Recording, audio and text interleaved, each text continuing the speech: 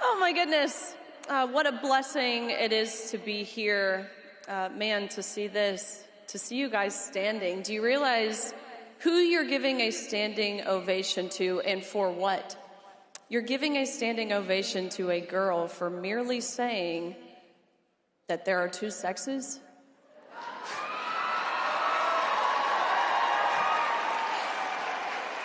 That you can't change your sex? That each sex is deserving of equal opportunity, of privacy, and of safety? What an insane world we live in where that is considered brave or courageous. I look out and I see a lot of people who probably share the same sentiments that I do.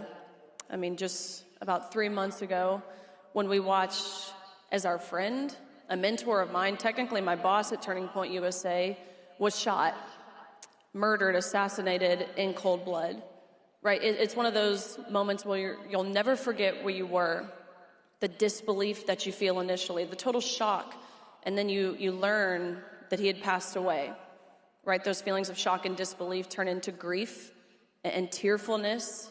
I'm not proud to say it, but then they turn into anger and rage. How could this happen? How do we live in a world where we're seeing healthcare workers, government employees, school teachers, people in our generation, maybe some of your peers in your classroom who are celebrating the assassination of a father, of two, of a husband. Maybe some of you were at the memorial service, which I will say that was one of the most beautiful displays that I have ever seen, to see so many people, publicly elected officials, proclaim the name of Christ, where thousands in the stadium were watching and millions online.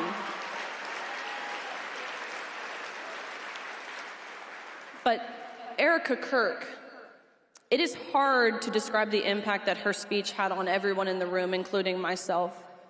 When I heard it, something awakened in me. It was a call to be to do better, to be better, a better wife, a better friend, a better daughter, a better mother, a better follower of Christ. In the hardest moment of her life, Erica chose forgiveness. She forgave her husband's assassin only 11 days after he was murdered in cold blood in front of thousands in person, and where it will live on the internet forever. Only through God can a grieving widow have the heart, the serenity, and the strength to do something so extraordinary. So seeing that, seeing you all, those feelings of anger that I once had, of course, there's still grief there, but I feel hopeful, and I feel optimistic, and I feel inspired.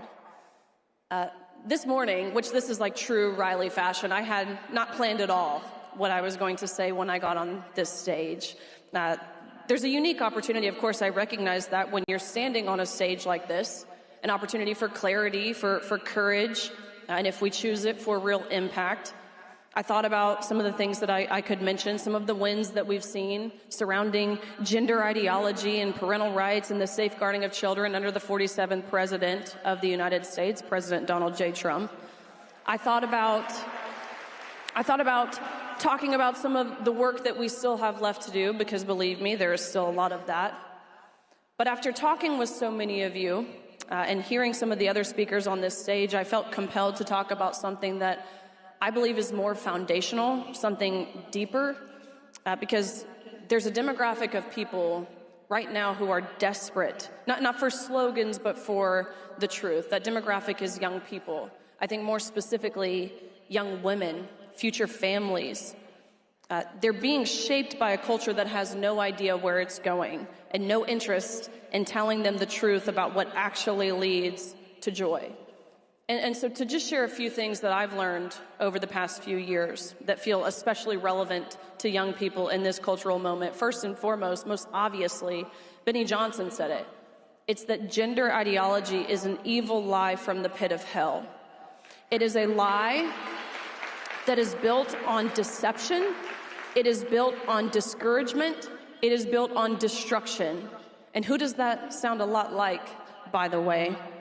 It tells people, it's a lie that tells people that they're correct to feel as if they're born wrong, that our Creator made a mistake in creating them. What a horrible message. I say this with a saddened heart. It is tragic that the suicide rate amongst this community is so high, but it's no surprise when we're telling people they're correct to feel as if they're born wrong. That's a horrible message. We should be telling people, children or adults for that matter, that they're born intentionally and uniquely in God's perfect image, and how amazing is it that we have a creator who doesn't make mistakes. It is a lie that leads to children and adults to castrating and sterilizing themselves by cutting off healthy body parts or injecting themselves with some sort of synthetic or unnatural substance, chasing satisfaction that will never last. And I know as a Christian that the only place we will ever find real satisfaction is when we place our identity in Christ. And it won't be long, by the way, before we look back and call this weird blip of time that we're living in, especially the medicalization side of things, we call that accurately what it is, which is the biggest medical scandal this world has ever seen, and a very profitable one at that. The only thing that I believe to be more sinister than cutting off healthy body parts is prematurely ending a life before those body parts ever even get a chance to develop.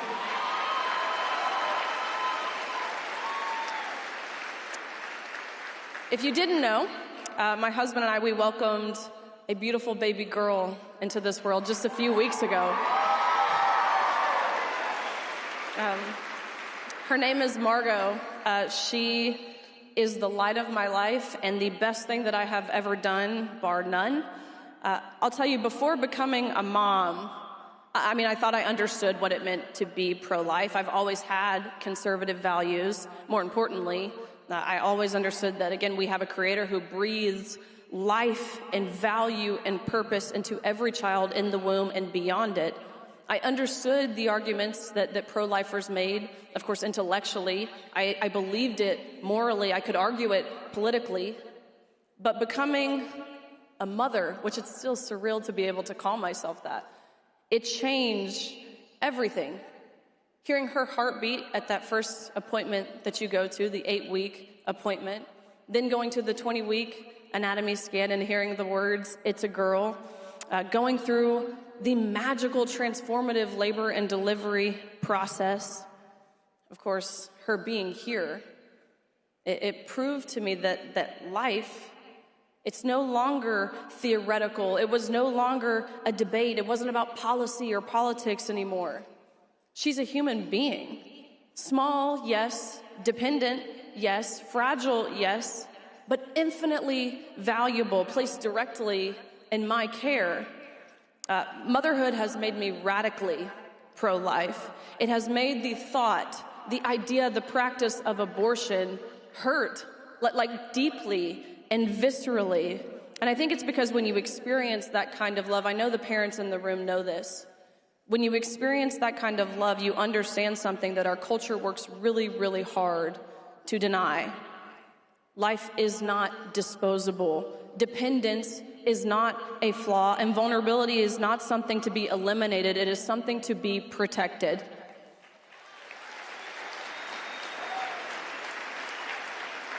Which, by the way, women, you have been lied to for decades through propaganda. To be very, very clear, transgenderism, sexual liberation, and abortion have nothing to do with women's rights. Calling these movements feminism is not only inaccurate, but it's dangerous, it's destructive. Feminism promised empowerment, but you know what it delivered? It delivered emptiness. It sold women the lie that children are burdens, that family is a limitation, and that fulfillment comes from self-centered autonomy rather than self-giving love.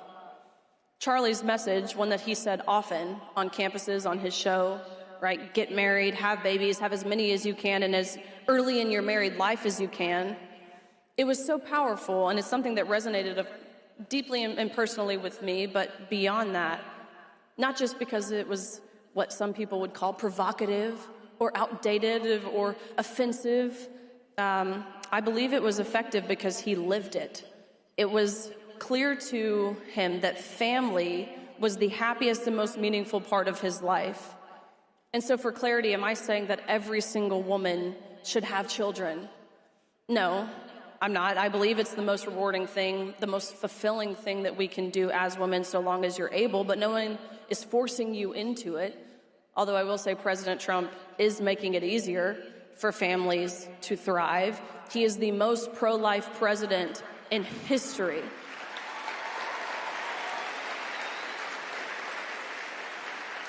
Under President Trump, we have seen the defunding of Planned Parenthood, which is an organization that for far too long, you and I, taxpayers, funded, an organization that receives $792 million annually. And what they did with that money, of course, they performed nearly 400,000 abortions annually. They promoted gender ideology. They administered hormones to minors. They supported the Democratic Party politically. So we thank President Trump through this and the passage of the Big Beautiful Bill. We've seen President Trump work to implement economic and tax policies that benefits parents. We've seen the new Trump savings accounts for children. But he recognized that being pro-life, it means more than protecting life inside the womb. It means building a culture that supports women before, during, and after motherhood. Again, President Trump is doing that, and Charlie Kirk did that. He knew that.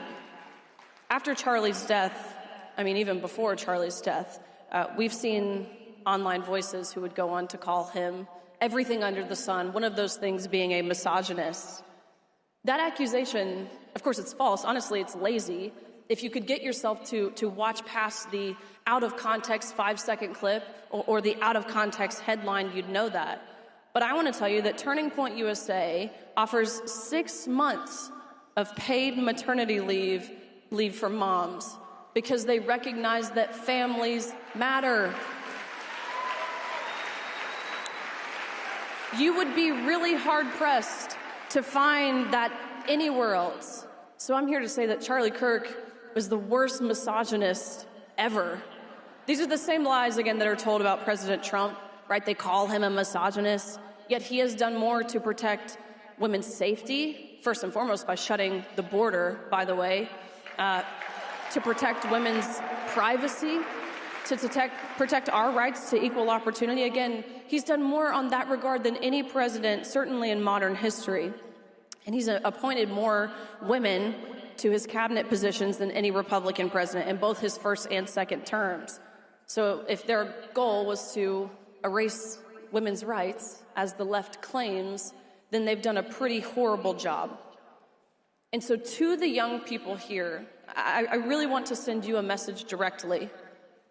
I recognize that you are growing up in a culture that is really loud, that is confusing, that is deeply contradictory. You're told to chase independence, but you're punished for vulnerability. You're encouraged to reject limits, but given no guidance. You're told that you can be anything, women especially, except for faithful, for feminine, or family-oriented without apology.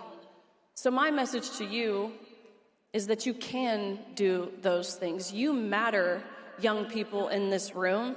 They can't do this. This mission that we're attempting to carry out at Turning Point USA for the conservative movement, for the kingdom of Christ, it cannot be done without you all. If we're going to change the culture, if we're going to win the culture, we need you. Actually, we're relying on you. So I'm here to tell you to be bold, to say the controversial thing, to be courageous. And by the way, courage doesn't always look like this, like applause, standing on a stage with the microphone in your hand behind a camera. That's not always what courage looks like. Sometimes it looks like standing alone. Sometimes it looks like telling the truth when it would be far easier to stay silent. I also want to tell you guys to challenge authority. Do it respectfully, of course, but don't let anyone tell you that you can't do something, so long as it's legal, because you're too young. Reject that. Look at what Charlie Kirk did at such a young age, what he was able to build over many years, and now we're seeing and living and feeling the impact of it. I want to tell you guys to foster unity, Focus on defeating the enemy. And when I say defeating the enemy, I'm not talking about the left. Indirectly, maybe I am. But I'm talking about Satan and the power that he has, the real and living power that he has on this earth.